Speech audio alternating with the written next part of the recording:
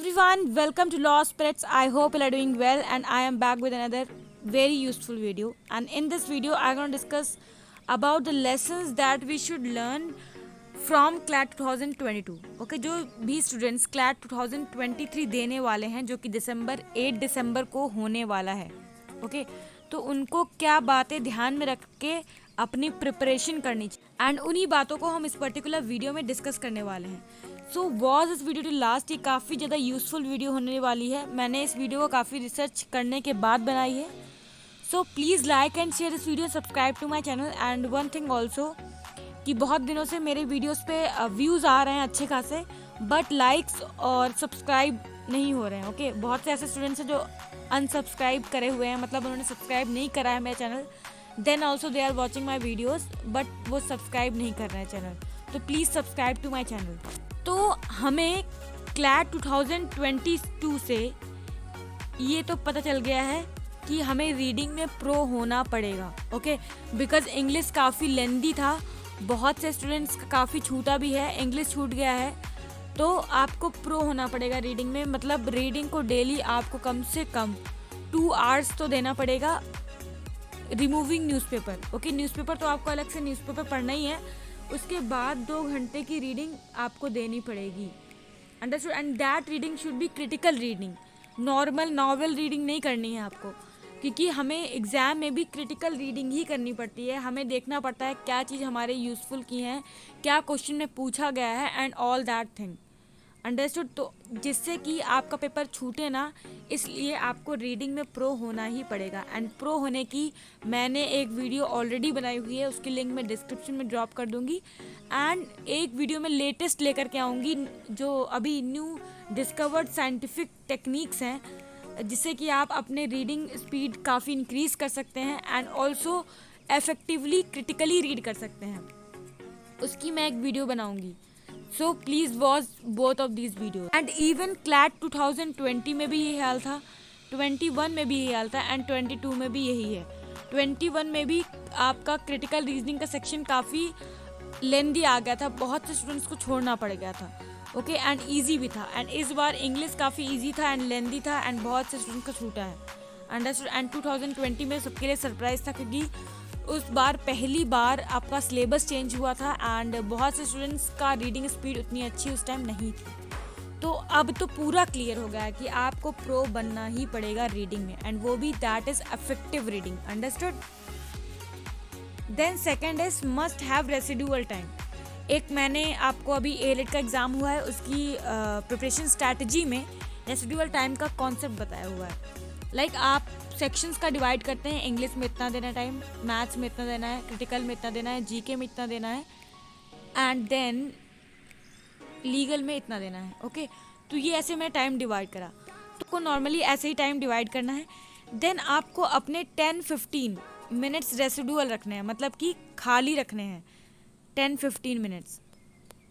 And जो आप time assign करेंगे पर्टिकुलर सेक्शन को, वो सेक्शन को उतना ही टाइम दीजिए. ओके, एंड देन अगर उसके बाद कोई सेक्शन अगर इन केस लेंदी आता है, ओके, तो उसके लिए आप यहाँ से टाइम ले सकते हैं, रेसिडुअल टाइम से ले सकते हैं. अंडरस्टूड?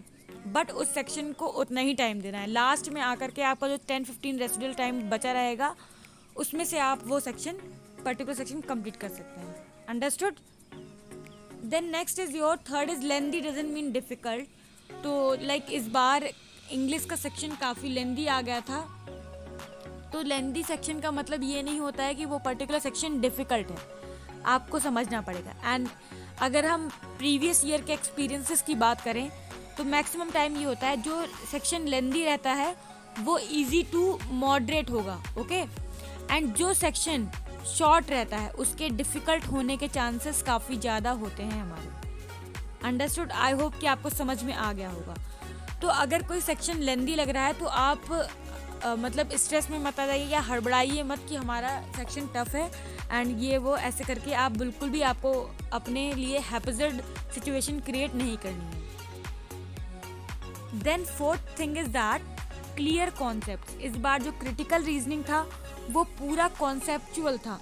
जिसने कॉन्सेप्ट्स अच्छे से पढ़े होंगे क्रिटिकल में, उसका क्रिटिकल रीजनिंग बहुत ही बढ़िया गया होगा.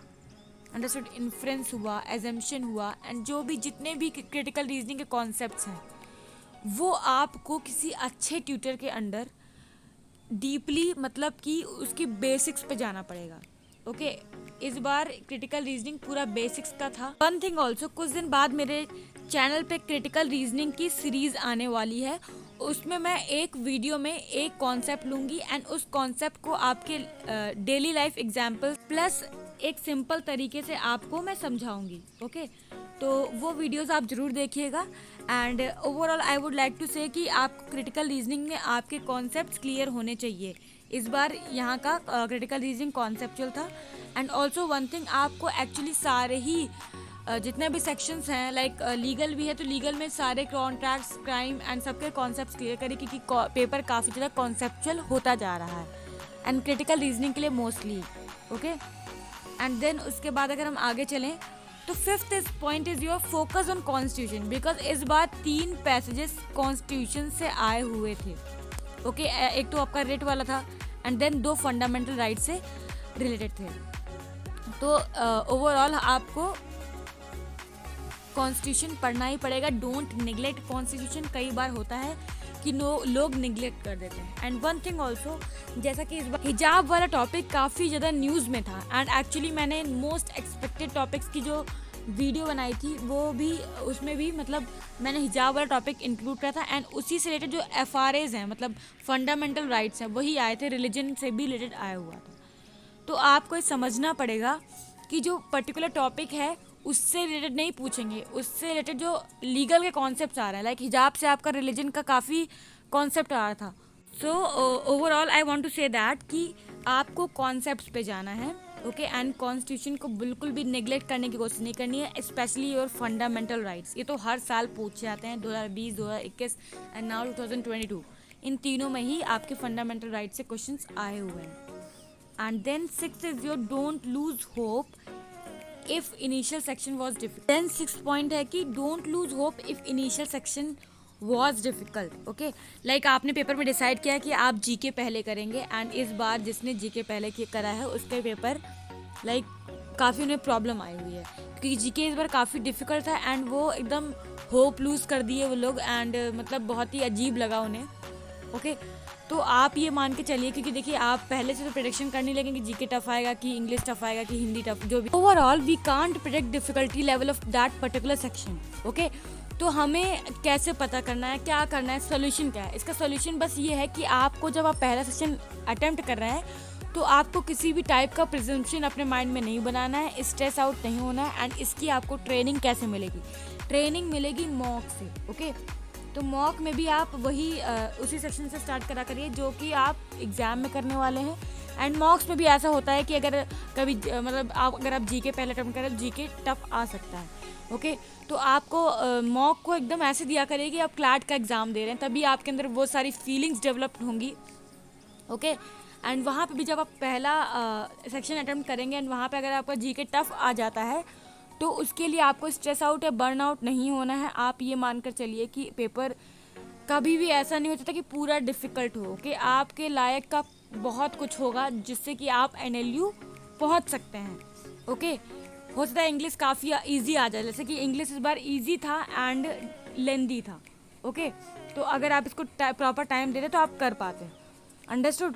तो आपको पहले से बर्नआउट नहीं होना है किसी भी एक सेशन को करने के बाद। Then 7th point is unexpected GK. Okay, actually ये 2020 में भी हुआ था, जीके काफ़ी अनएक्सपेक्टेड थी, कॉम्प्रिहेंशन वाली जीके थी। ओके, एंड देन उसके बाद 2021 में जीके एक्चुअली बहुत पहले से आ गई थी। मतलब नॉर्मली हम लोग एक्सपेक्ट करते हैं कि 1 साल की पूरी जीके आएगी, बट वो उससे पहले बहुत पहले की जीके आ गई थी। लाइक वो जो मिनिस्ट्री ऑफ जल ministry and all that stuff, तो वो सब काफ़ी आ गया था, तो वो हमारा यहाँ पे अनएक्सपेक्टेड था। देन 2022 की अगर हम जीके देखें तो यहाँ पे काफ़ी डीप लेवल पे जीके आ गई थी। तो आप ये मान के चलिए कि जीके आपके फेवर में ज़रूरी नहीं है कि हो। Okay, and I am honestly speaking this. तो इसलिए ये बहुत लोग स्टूडेंट्स क्या करते हैं, पूरा टाइम वो जीके को ही दे देते हैं। तो ऐसा आपको नहीं करना है, जीके को इक्वली टाइम देना है जितना टाइम आप सभी को दे रहे हैं। एक्चुअली जितने मार्क्स का है 40 मार्क्स का है, तो इस जीके को उसी हिसाब से आपको टाइम देना है। अंडरस्टूड? तो मतलब डीपली स्टडी भी करना है आपको, ओके, कॉम्प्रिहेंसिवली भी करना है जीके को आपको, okay. And then after that आपको थोड़ा पहले से भी करना है, मतलब ये नहीं कि सिर्फ एक ही ईयर का करना है, एक ईयर से 3-4 महीने पहले तक भी करना है, मतलब अराउंड 15 to 20 मंथ्स का जीके आपका कवर होना चाहिए। अंडरस्टूड? एंड आई होप कि आपको अब समझ में आ गया होगा। एंड ये एक्चुअली एक ऑनेस्ट ओपिनियन है। बहुत से लोग शुगर कोटिंग करेंगे, नहीं जीके सिर्फ 1 साल का आएगा, जीके सिर्फ इजी आएगा, जीके सिर्फ ऐसा आएगा, जीके सिर्फ वैसा है। ऐसा नहीं है। जो जितने ईयर्स के 2020, 2021, 2022 तीनों के जीके एक्सपीरियंसेस को मैंने कंबाइन करके आपको बताया है। Last point is focus on root words. यहाँ पे हम वोकैबलरी की बात कर रहे हैं, वोकैब की बात कर रहे हैं, तो सभी रेफर करते हैं वोकैब के लिए WPME, मतलब word power made easy, okay. इसको पढ़ने का तरीका लेकिन हर किसी को नहीं आता है कि इसको पढ़ें कैसे। अंडरस्टूड? इसके ऊपर मैंने एक और वीडियो बना रखी है कि how to read word power made easy, वो शायद ही किसी ने देखी हो क्योंकि काफ़ी पहले मैंने इसे अपलोड करी थी।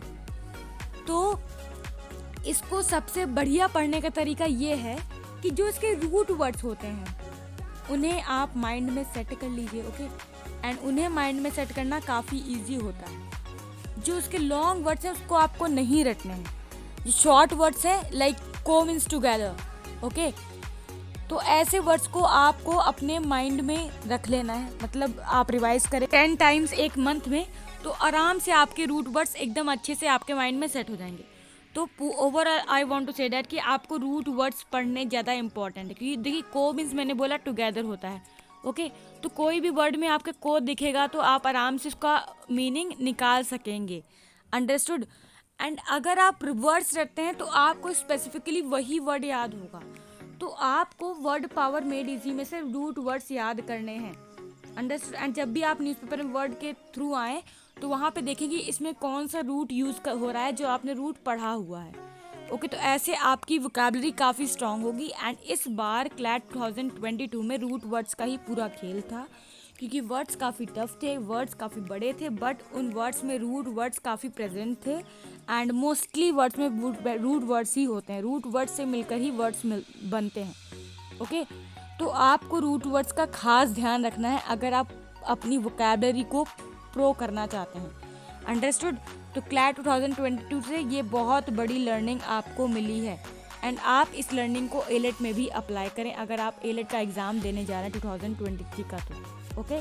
सो आई होप कि आपको सारे जितने भी लेसन्स हैं वो समझ में आए होंगे जो आपको अप्लाई करने चाहिए क्लैट 2023 के लिए अगर आप प्रिपेयर कर रहे हैं तो, ओके। एंड अगर आपको कोई और गाइडेंस चाहिए क्लैट 2023 के रिगार्डिंग, कोई और वीडियोस चाहिए, then please comment down below. मैं आपको सारी वीडियोस प्रोवाइड कर दूंगी जो भी आपको वीडियोस चाहिए।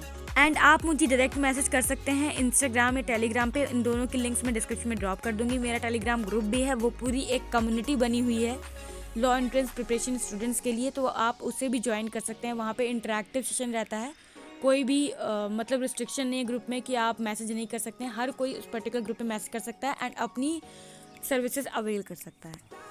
And so thanks for watching. Please like and share this video and subscribe to my channel. And again repeating कि मेरे वीडियोस पे व्यूज़ काफ़ी ज़्यादा आते हैं बट कोई भी सब्सक्राइब नहीं करता है, मैक्सिमम बच्चे नहीं सब्सक्राइब करते हैं एंड लाइक्स भी नहीं करते। तो please like my video and subscribe to my channel. And देखिए अगर आप सब्सक्राइब करते हैं तो आपको कोई भी हार्म नहीं होगा, आपका फ़ायदा ही फ़ायदा होगा, ओके। एंड मुझे थोड़ा मोटिवेशन मिल जाएगा, मैं कंसिस्टेंटली वीडियो बनाने लगूँगी एंड मैं आपको ज़्यादा से ज़्यादा वीडियोस प्रोवाइड करूँगी। Thanks for giving your time, thank you.